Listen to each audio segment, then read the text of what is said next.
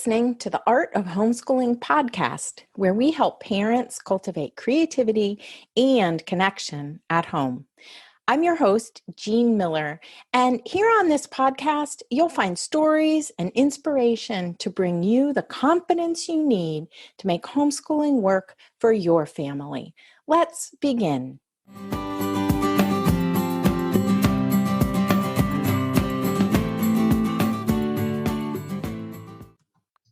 Welcome to this behind the scenes conversation here on the Art of Homeschooling podcast, talking with the team. Today, I'm chatting with my two amazing assistants. Hello, Dominique and Sarah. Hi. Hello.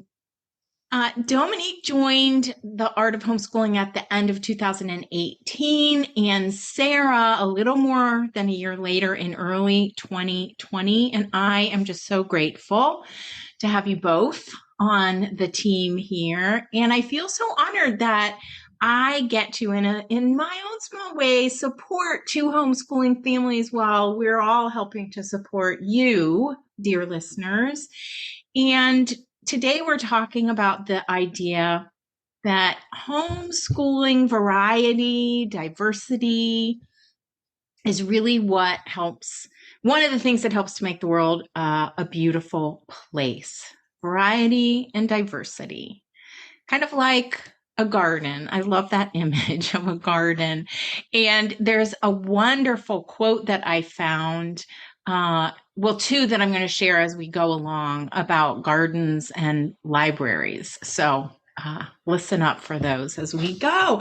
So hello, I just want to start off by saying it would be wonderful if we could each share a little bit about our own homeschooling journeys and where we are right now with that. So I'd love to hear. Either of you are welcome to go first. I'll share. This is Dominique talking. My children are 10 and 12, and we live in Florida, and we started homeschooling from the beginning. They went to a Waldorf preschool here in Florida, just part-time. And when it came time for my oldest to graduate from the preschool, he was 6. That year, it was time to decide what were we doing. And there was even a local Waldorf charter school. And and I didn't even have to do Waldorf. I didn't even know for sure, but I just knew I liked the preschool. Yeah, we just had a bunch of talks this one week, my husband and I, and we decided that homeschooling was the most fitting for our lifestyle. And yeah, from that moment on, once we kind of got down to the deal breaker for us was not wanting to be beholden to a school full time. It ends up being full time by the time you unpack and do the homework and get ready for the next day and get up and get ready. It's a full time commitment to the school, and that was our deal breaker. And we've been homeschooling ever since. I remember in those early years, it seemed like it was such a huge decision, but it was so hard to visualize what day-to-day life would be like. And I think that line about it seemed to be the most fitting with your lifestyle. So many of us, I think, can relate to that. So thank you. And Sarah, what about you? I did the math the other day, and I've been homeschooling since 2005. Wow. Seems like a long time. It is a long time. I know. So my kiddos now are 24, 19, 14, and 9. And I started when that 24-year-old was in 2nd grade, and he wasn't being taught to read. And so we pulled him out, and I knew at that point that it was going to be a lifelong decision. I knew I was burning bridges, and we weren't going to go back. Yeah. So yeah, they've gone into high school and college, but they've been home with us for elementary and middle school. Beautiful. Yeah. And my journey, my kids are so much older, but they're 33, 31, and 23, I think. And so if anybody wants to go listen to my story, I have a whole podcast episode about it in episode 1, the very first one. But it's so interesting now to be able to look back, to have young adults and be able to look back on not only our decision to homeschool, but then to keep homeschooling, that lifestyle piece of it, right? And my oldest went to school in 8th grade, a small private school, and then to a large public high school, and the other two homeschooled all the way through high school. And I never knew that in the beginning that that's what we were going to choose to do. I just knew that a group setting was not the place for my 4-year-old boy at that time, right? Way back when. Mm-hmm. And it just unfolded really from there. So can you describe, each of you, what your journey has looked like and up to where you are now? I'd just like to hear a description of how you envision that journey, what you thought of it in the early years, and then where you are right now, because I know these journeys are ever evolving. In the very beginning, I had been working with a Montessori teacher, and so I was already kind of interested in alternative education. And I think from there, I realized that Waldorf was simpler to do at home. There were less pieces and parts, and we could really make it home. And we have kept that flavor pretty much all the way through, but I have tried so many different things. And each kid has been really, really different. So we may do lesson blocks in a different way or with a different topic, but I really try to stick with those key developmental points, at least, through the elementary years, and especially with history and literature, because I think it's just so amazing how it really speaks to them where they are. The third grade farming stories and the Norse myths and moving into the different sciences. I think it's really amazing. And I've seen it just light up all of my kids. Yeah. I remember one time having this image where the Waldorf part of homeschooling was like the river, right? And I was in it a lot of the times, but sometimes I would step out and try other things, or we'd go through phases. When the year our youngest was born, when my daughter was born, we didn't really do a whole lot of main lesson blocks. We were surviving, and we'd read aloud and play games and other things like that. But my kids learned to make scrambled eggs, but it didn't look the same that year as it did other years. And then we'd step back into the river, and I think that for so many people, that's true.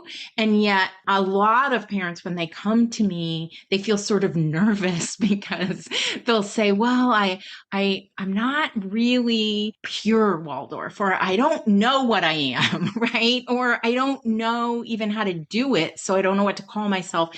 I'm like, you know what? None of that matters. We're all striving really to, from moment to moment, from day to day, and then year to year, look at our children and get in touch with our intuition about what we think they need. And then also, identify what skills work they need at any given time. So it's really the stories that drew me to Waldorf education, the Waldorf approach, stories and all the engaging lively arts, this idea of it being really experiential, and then also being able to individualize it in a homeschool setting as opposed to try to copy what it might look like in a classroom. How about you, Dominique? Yeah, for me, there was a point where I was really attracted to unschooling when my kids were younger, and I watched all these videos on YouTube because I've always been passionate about children and relationships with children. And I actually was working with children for 11 years before I became a mom as a nanny and a home daycare provider. So it was just one of my passions. But then I kind of forgot about unschooling once it was time to homeschool. And I was like, well, what are we going to do? And I was like, what is Waldorf? Because I always was connected to it locally from the children that I watched all went to that local preschool. And then my kids went there and I thought it was nice. So then I looked into it finally when my kids were, 4 and 6. And I was like, yeah, this is great. It's holistic. There's a spiritual acknowledgement. I like spirituality. Yeah, I wasn't really like passion, but it was like, I like it. It's the best one for me. I'm not going to search much further. Let me kind of base what we do around that curriculum. But then, over the years, it's not like I was sort of unschooling actually. Like there's large amounts of times where I resisted putting myself through all of the planning and following through. I felt often as a homeschool parent overwhelmed. And I had so much should energy over me, over my, self that I, rejected that anything I should do. Like, we're supposed to do this in second grade and we're supposed to do and no one was putting that on me and anywhere near me, but it was just a way that I thought about myself as a homeschool parent. So I had to work through accepting myself and getting to know myself. Like, I'm an artist and I like independence and self-employed and like all this. There's freedom is a huge value of mine. And Yeah.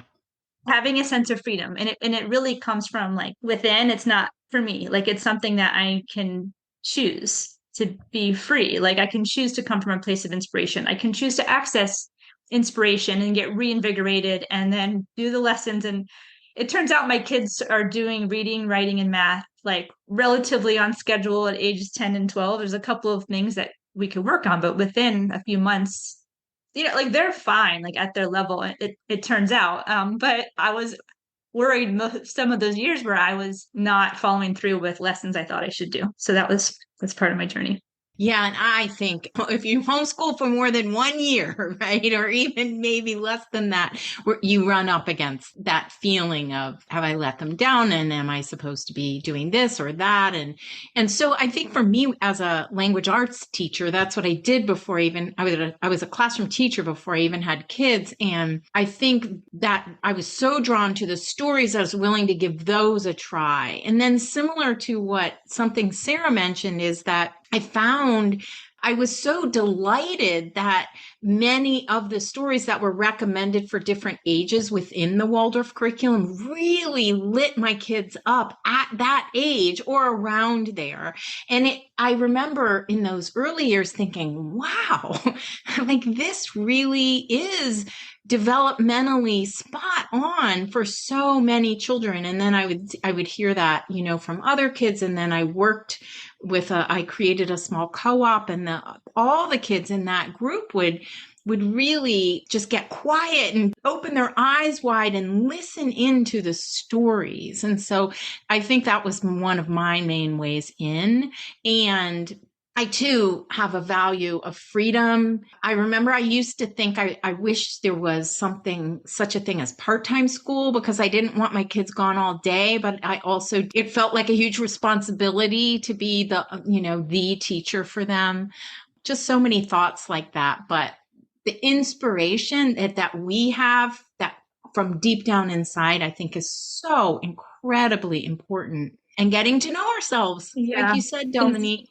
My biggest strength as a homeschool parent is being spontaneously realizing what we all need, like, because I have that background and that instinct with children. So I have a great strength for my children, which is spontaneity, playfulness, and just like magically bringing things together out of nowhere.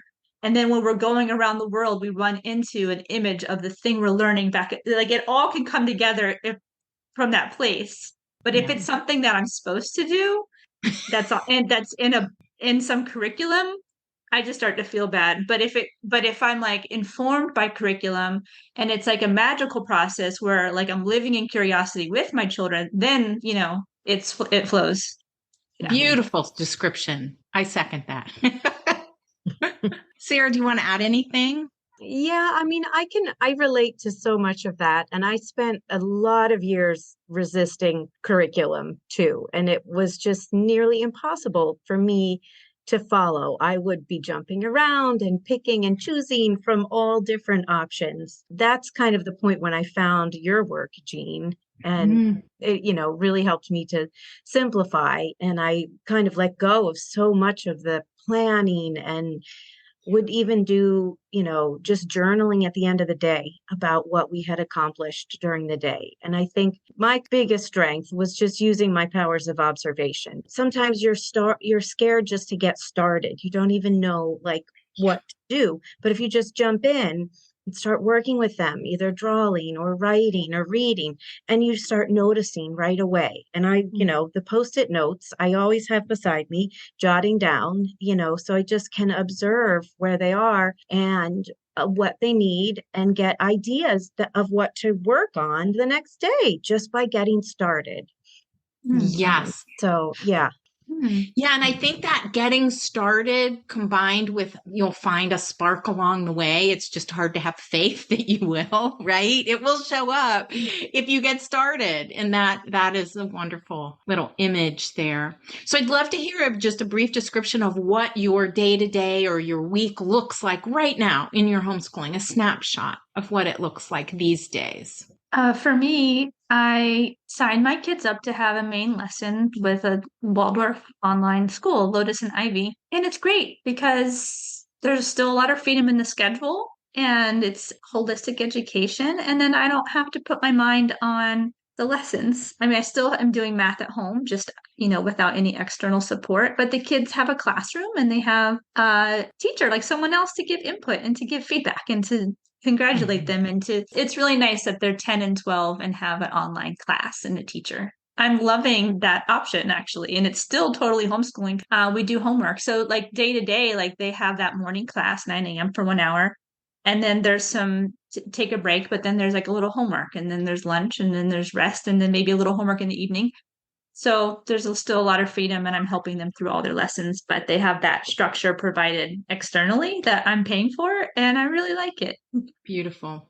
Yeah. That's great. And Sarah, you just have one now, right? That's amazing. Yeah, it's really interesting. It's the first year with just one, but he really wants my attention a lot. And I think because he's used to having big brothers and sisters around, and when it's just he and I, yeah, he wants that same amount of attention and things to do and people to talk to. So it's a pretty busy day. And, we break it up into chunks, but he does really well if we start with movement and poems, maybe a little bit of singing in the morning. And then we do some main lesson work at the table.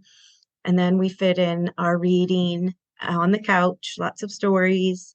And then after that, we are working on skills work, which is really big for us this year. And I'm using a curriculum to really bolster him because he had some speech and language delays when he was younger. And now that I have focused time with just him, we can really make some progress. Whereas in past years, it's been hard, especially to get through that really early stage of reading and writing. And he's at such a good age for that too, right? I mean, it's like now you can give him the attention and he's ready to blossom. That's so beautiful. Yeah. So, and then in the afternoons and evenings, it's a lot of big kid stuff. We have driving and sports events and things like that with the older kids. Yeah. So I would love to hear if you could think of and share a favorite aspect of homeschooling or a memory or activity or something like that from your journey, your homeschooling journey. I remember watching my children when things click for my children and they have that moment of like, oh, like something like some ability clicks with them. And they feel proud of themselves or even like jumping up and down or like excitement. Like I feel like it's so amazing that I get to watch these moments of things like clicking for them. Like how sweet. I'm so glad I don't have to miss out on these moments of learning. I would say that's one of my one of the things that I cherish the most about homeschooling is just being there through it all. Yeah. Yeah. And witnessing those sweet magic moments. Yeah, I miss it. I do. I can see little images of it in their adult lives and remember that things they say or do, or I watch them. It just reminds me of earlier times. And that's so much fun. How about you, Sarah? I really am enjoying seeing them grow and seeing how the things that we did, the experiences that we had, the stories that we read are coming out in their lives. And we just had the funniest moment at an Italian restaurant a couple months ago. We were all there, all the kids, the girlfriends, having a big family dinner. And there was all this artwork on the walls. And we're walking out and we pass a painting of, it was the Romulus and Remus with the mother wolf. And so my oldest son, he's like, oh, look, it's those guys from ancient Rome, right? Romulus and Remus. And we both look at each other and we high five and we say, homeschooling for the win.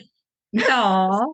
It was just so cute just to see like how culturally literate they are. And that I did that, I helped them get to that point. It was really Yeah. fun.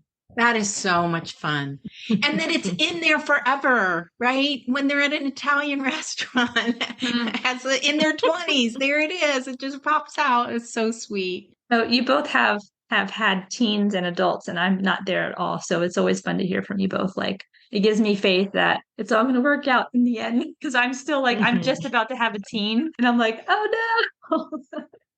It Like, all works out. did everything work out before this point? And like, where are we heading? I don't know.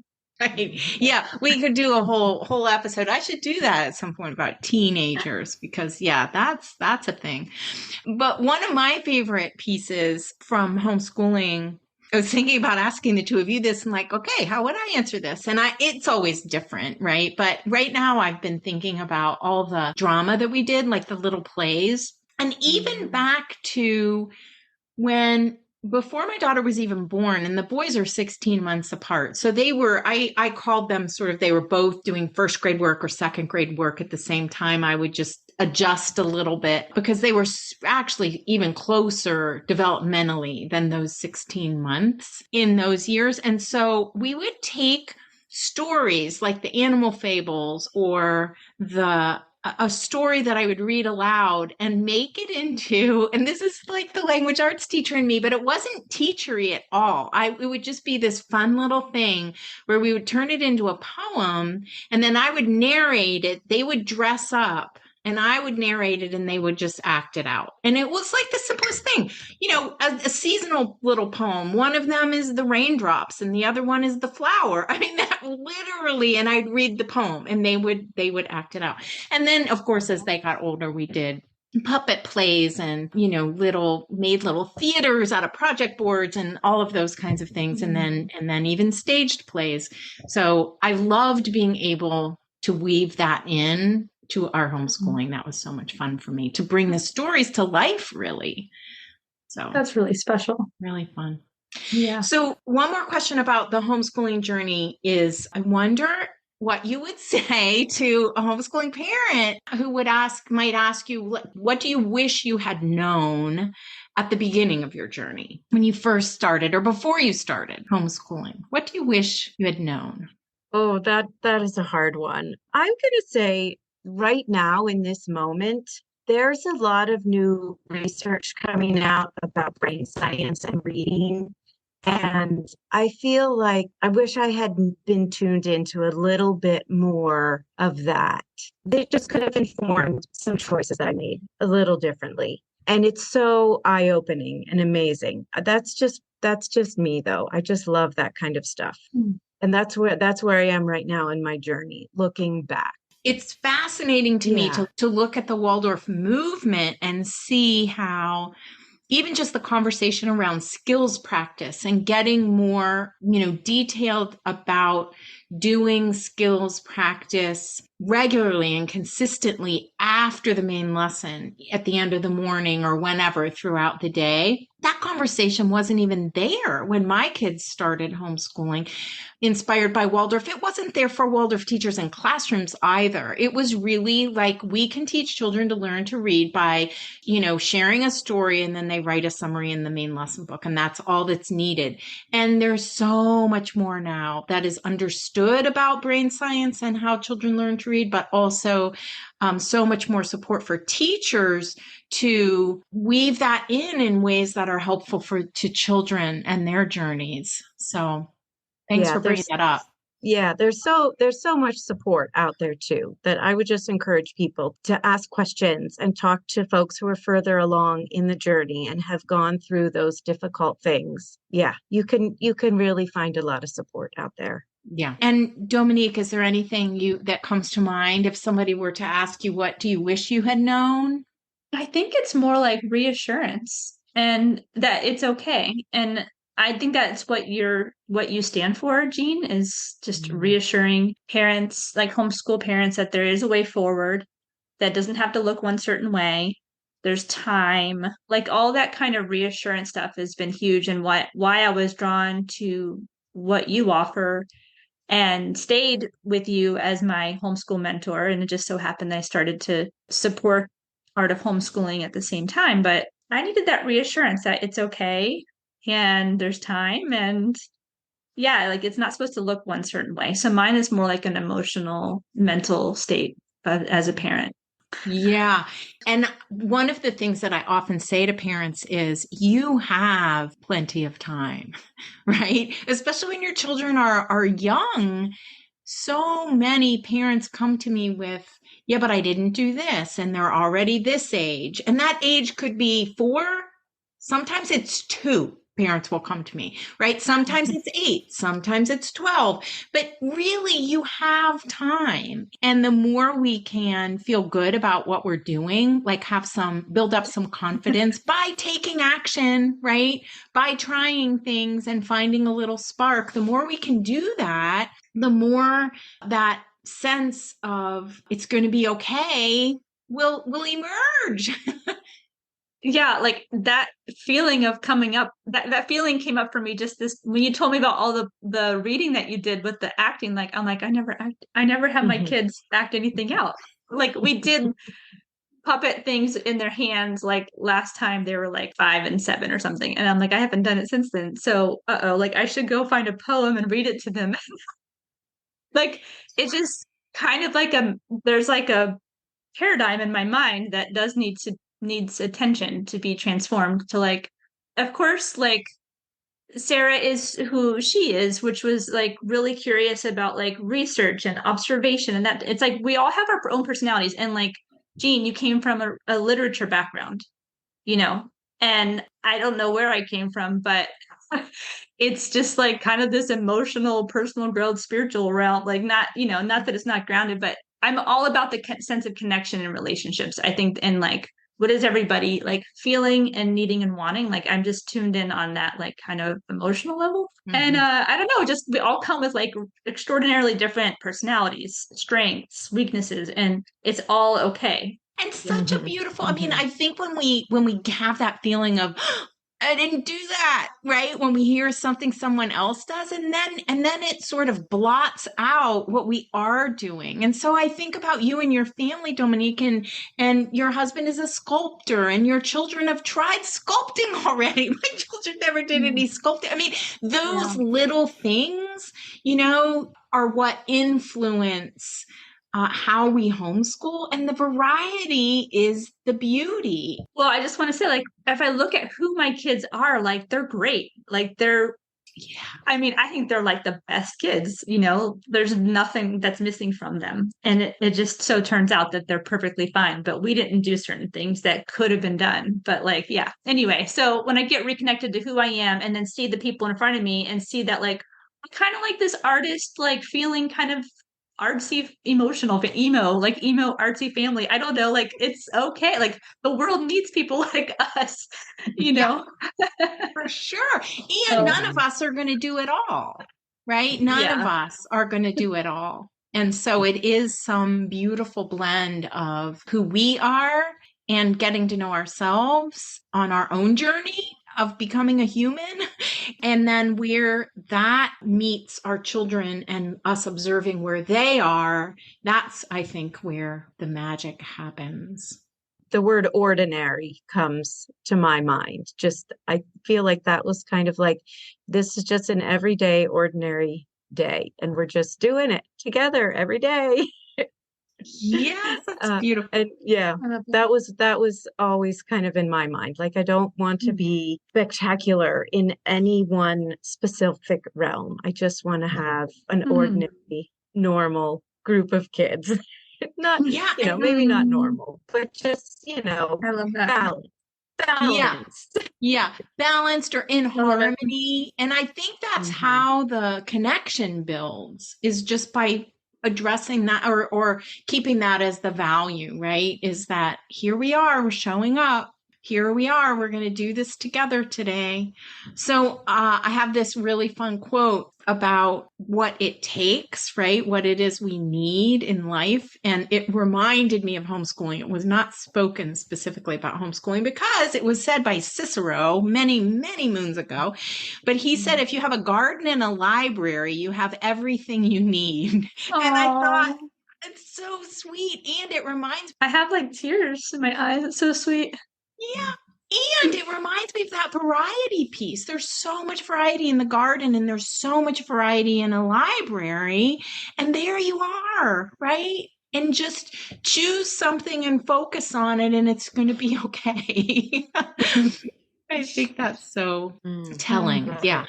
Okay, so I want to switch gears just a little bit and talk about then how you came to find Art of Homeschooling and me. So I'd love for you to share just a little bit about that. I met Eugene a pretty early beginning of my journey, but the one piece that really made a big difference to my homeschooling was when you published your ebook, the Homeschool Simplicity book. And I don't think that was the original title, but that was huge for me because that came to me at a point where I was really juggling a lot.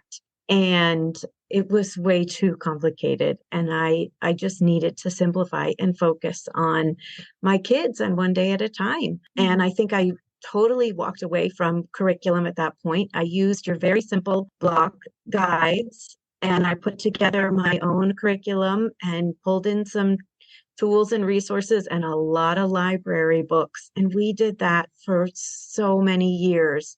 And I'm only now able to come back to a curriculum and not be overwhelmed and to feel like I have the freedom to do this my way, but I can use this as a tool. And it's been really interesting. I love that. Yeah. So the very first thing I ever created it was called Waldorf Homeschooling Simplified. Mm-hmm. And so now we revised it, right? Recently, actually, and packaged it into the Homeschool Simplicity bundle. But that original ebook is still there, right? Like we've revised it and updated it and broken it out into pieces for you, but we have some video trainings and the ebook and still the block outlines that Sarah's describing are still there with favorite books for every single block in every single grade. And I have people tell me still how much that guide has meant to them when their children are older, right? You know, I have a homeschooling mom just recently, she has 2 daughters who are teenagers and very similarly found me when her girls, I think her oldest was in kindergarten and they had decided they wanted to homeschool and were interested in Waldorf. And she bought that simplified guide and that's all she needed. You know, she didn't want to buy a curriculum package. And then other people come to me and they've bought 3 curricula, right? And they still aren't sure how to use it. And that guide, I think really, it's how I figured it out, how I went from, okay, I have the curriculum on my shelf and I still am not sure what to do. And so then I created a way forward for myself and started sharing it. So yeah, that's beautiful. And that would have been, so Sarah and I intersected because her oldest is the same age as my youngest. So we, you know, my 2 boys were older and I had finally begun to figure it out, had a 3rd child. And then Sarah and I met when her oldest and my youngest were little. So, so sweet. And Dominique, how about you? I think I don't know the year, but in the first couple of years of homeschooling, I was just looking at all of the different Waldorf curriculum providers and people who had blogs. And I really liked your website. I found your website and then I was watching YouTube videos and then I was looking at what you offered and I was like, whatever she's offering, like there was a Facebook group associated with one of the offers. Like I think it was Plan It Out. And I was like, I just want to get in that Facebook group because I want community. You know, I want to be connected to a community of people. And I liked how things felt with you. I had bought 2 other curriculums, but I never quite used them. They're really overwhelming. Either one didn't really resonate with me. Like, I just was like, this is not going to be applicable to to my kids. And it was just, both of them just had so many options and pages, and it just felt so heavy and overwhelming. And I liked your message of like, create your own block. You can use curriculum, like just taking pieces of it. And like, yeah. And so I got into that Facebook group and and then now that group is the Inspired at Home membership community. And I got into that. and was a paying member. And then I started working for you after that. But yeah, like as soon as you offered the next thing, it's just like I landed on you as my mentor. Like you're my favorite mentor. Like whenever I find like the thing that works for me, like I don't want to go searching for anything or anyone comparing options. Like this works. You're like, I feel good. Yeah. And that I was feel like so about you. perfect because when I decided that I was ready to hire my first virtual assistant, we'll talk about that just briefly, but that is a really, that's what Sarah and Dominique really are. And it's a wonderful way to begin to earn money from home if you're interested in that. But when I first decided that I wanted some help, for my business, I put it out there in that group, in the Facebook group, and Dominique was like, "Well, hey, I'm already a trained virtual assistant," and that's how we connected. So that was so wonderful. So here's an interesting question, and I look forward to hearing your answer about this. But I would love to know what inspires you about really our work at Art of Homeschooling, our mission at Art of Homeschooling, and what does it mean to you to be a part of this team that we now have, this beautiful team of the three of us? What does it mean to you? On a personal level, I am a part of supporting and cheering on homeschoolers. I feel tears in my eyes, but I've been doing this for 4 years with you, where I'm cheering on homeschoolers, letting them know it's okay. And I'm basically surrounding myself with that type of messaging. And I need it too. I need that reassurance all along. And yet I'm immersed. I'm working for that mission, that support, that, and I'm like a recipient. Anyway, it's sometimes it's funny. Like I need this. And because I'm working on it with you, I'm receiving it. So it means a lot to me personally. And also, just it feels like family and home working with you two. And it's just fun. That's Yeah, so great. it's really meaningful and it's close to my heart because I've always had a passion for children and for parenting as well. So it's totally aligned with my personal passion. And then it has the homeschooling. Yeah, I'm passionate about homeschooling too. I love it as an option. That's so sweet. I get so much out of it too. I honestly do. Supporting homeschooling parents, it really fills my heart up. And now some of my kids' friends listen to my podcast and they're in their early 30s and starting to have families, and it's just so sweet. Oh, I that's know. fun. How about you, Sarah? This work just really, really helps me to see the worth in all that we're doing. I mean, and I think you share that message so often that we're doing important work every day. And there's so much value in that. And it's just amazing to me that we get to share that message. And so many people listen and are out there in the internet world receiving that message. And I can use my creativity and my experiences and, my curiosity and the educational research that I love doing with my background in education. Yeah, it's just amazing to be able to help you with your message.